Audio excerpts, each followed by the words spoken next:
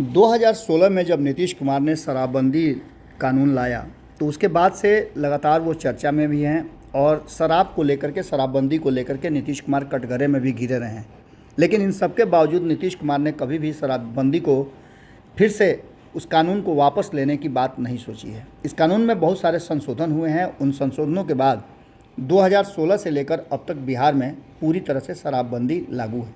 लेकिन बीच बीच में बहुत सारी ऐसी बातें होती रही हैं जिसको लेकर के नीतीश कुमार परेशान भी रहे हैं। आपको मालूम होगा कि जहरीली शराब से लगातार हो रही मौत को लेकर के नीतीश कुमार कटघरे में रहे हैं और इसको लेकर के विपक्ष उन पर निशाना भी साधता रहा है।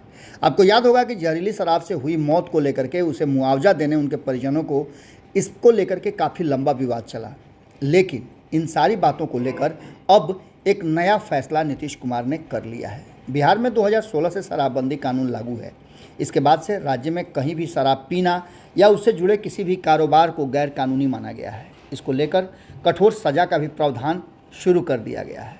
इस सज़ा को कभी कम कभी ज़्यादा किया जा रहा है, इसमें संशोधन होते रहे हैं। लेकिन इन सब के बावजूद इस कानून के क्या हालात हैं वह किसी से छुपा नहीं है। राज्य में इन दिनों शराब की होम डिलीवरी होती है, जिसकी चर्चाएं विपक्ष अक्सर करता है और नीतीश कुमार को घेरता है। राज्य में शराबबंदी के बाद जहरीली शराब और नकली शराब की बिक्री धड़ल्ले से होने लगी है, जिसको लेकर सरकार का पूरा महकमा परेशान रहता है। इसको लेकर के पुलिस और उत्पाद विभाग की टीमें लगातार कार्रवाई करती हैं, छापेमारी करती हैं। लेकिन इसके बावजूद भी नकली शराब का आना जाना आवक जारी है, जिससे लोग पी करके मरते भी हैं और साथ साथ इसके लिए सरकार को परेशान भी होना पड़ता है। सरकार की खूब नुक्ताचीनी होती है। शराब माफिया नकली या मिलावटी शराब का कारोबार बड़े पैमाने पर करने लगे हैं। इस वजह से जब शराब की जांच रिपोर्ट जल्दी नहीं मिल पाने से दोषियों के खिलाफ कार्रवाई देर से होती है। अब इन समस्याओं से निजात पाने को जिस तरह की व्यवस्था की गई है, उससे रसायन परीक्षण केंद्र खोले जाने की बात शुरू हो गई है।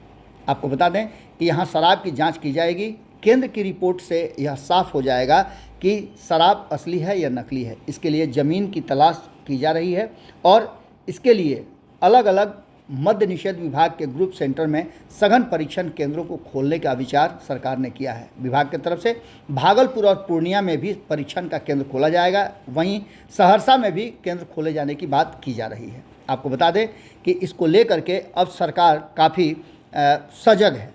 जहरीली शराब पर सरकार को 4 लाख रुपए मुआवजा देने पड़ते हैं। इन सारी बातों को लेकर के शराब मामलों से निपटाने की में भी तेजी आएगी। केंद्र में जांच के बाद 90% से अधिक शराब इंडियन मेड फॉरेन लीकर के मानकों पर असफल साबित हुए हैं। उत्पाद निरीक्षक ने बताया कि अब इसके जो परिणाम हैं वो जल्दी आ जाएंगे कि शराब जहरीली है या सही है।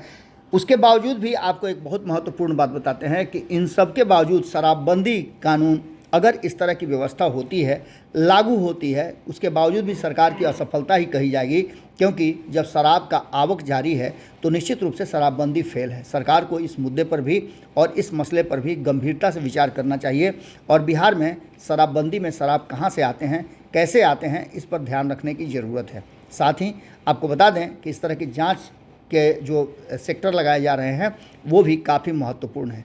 देखना होगा कि नीतीश कुमार इसके बाद क्या फैसला करते हैं। लगातार नीतीश कुमार अब अपनी रणनीतियों में बदलाव कर रहे हैं। 2024 के चुनाव से पहले अभी बहुत कुछ देखने को मिलेगा। जुड़े रहिएगा भारत लाइव के साथ, खबरें लगातार जारी हैं। अगर ये वीडियो पसंद आई और वह बिहार के राजनीति और बिहारियत से सरोकार रखेनी तो सब्सक्राइब बटन दबा के चैनल के सब्सक्राइब कर ली। ओजे एगो घंटी बा, ओकरा बटन दबा देला से कुल सटीक और मारक खबर रुआ मुफ्त में मिल जाई। अगर रुआ पत्रकारिता के हमनी के नया प्रयोग में सहयोग कर चाहतनी तो ज्वाइन बटन दबा दी।